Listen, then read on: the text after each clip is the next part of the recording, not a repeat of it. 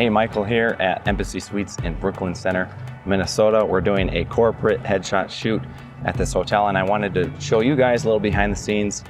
And if you like this kind of stuff, let me know down below. Let's go inside and check it out.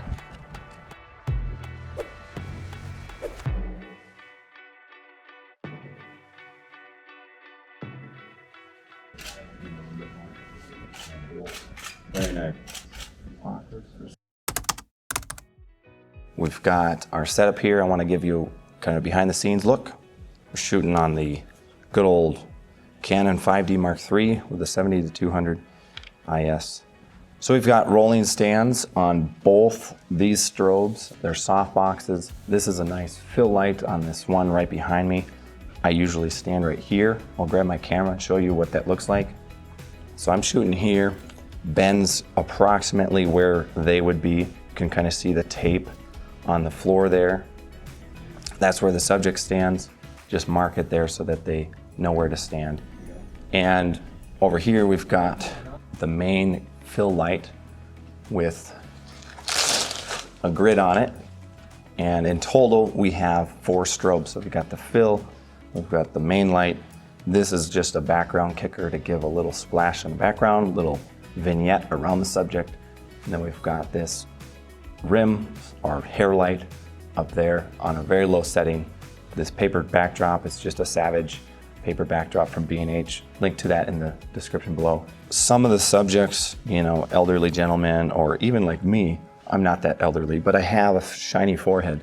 So what we do is it's like a anti-glare powder, and you ask them if it's okay with them, if you can put that on them, and you just kind of brush it on their forehead, so then that light coming across isn't so shiny on their forehead, and it just makes editing so much easier, and it really makes the end result a lot better. So of course we have a white backdrop here. That's one of the first things we set up, and on all the stands I like to put a sandbag, and to make sure that the sandbag is actually on the stand, because otherwise it's not actually holding the stand up. And if you don't have sandbags, you can be lucky and things don't get knocked over and it's totally fine. Or you can be not so lucky and somebody bumps into it, knocks it over, they feel bad because they think they broke something of yours, and you feel bad because it doesn't look professional. So always have sandbags. From there, I'll have my assistant Ben behind the camera. He'll stand in place. I'll first get a shot that's completely dark so that I can see if there's any ambient light interfering.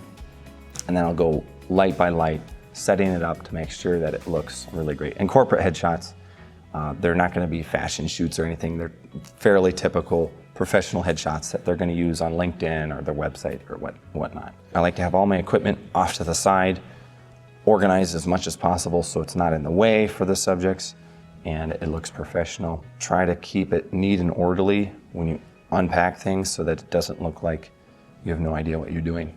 One other thing that we do is have a printed checklist of the people who are going to be there by their time slot, and not always will you have them in their time slot. So at the end, I worked with their assistant to make sure the photos that I shot were the people in order. So I wrote down their names, and then in post, you can actually export those photos with their names so that it's a lot more personalized. Always make sure you have that. Print out an extra copy in case the client or the client's assistant doesn't have one.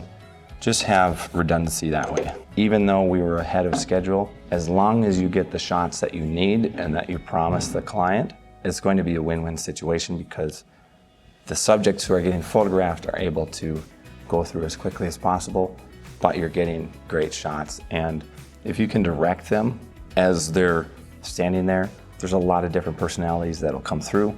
Some are easygoing, some are a little stiffer, so you have to direct them and try to get them to go a little easier, but there'll always be that personality that they have that'll come through in the photo, so you can't force them to do something and make it awkward for them and for you. One more thing is we've got a mirror here that's got a friction ball head, and I learned this from JP Morgan on YouTube. Shout out to him, check him out. And this allows them to come up. So for instance, to do a little role play here, I'll be standing there and I'll say, We've got a mirror here. You can check some last minute things like your hair, your collar, your tie, whatnot. And they'll come up here and they'll check things out. That puts them at ease, and that, you know, obviously people like looking at themselves, and some of the guys though, they just come in, yeah, it is what it is, and they end up standing there. It's so funny. Some hangers, those are useful for coats and whatnot. There were only 2 people in this shoot that had a change of clothes, but it still comes in handy. That's it. Thank you guys. We'll see you in the next one.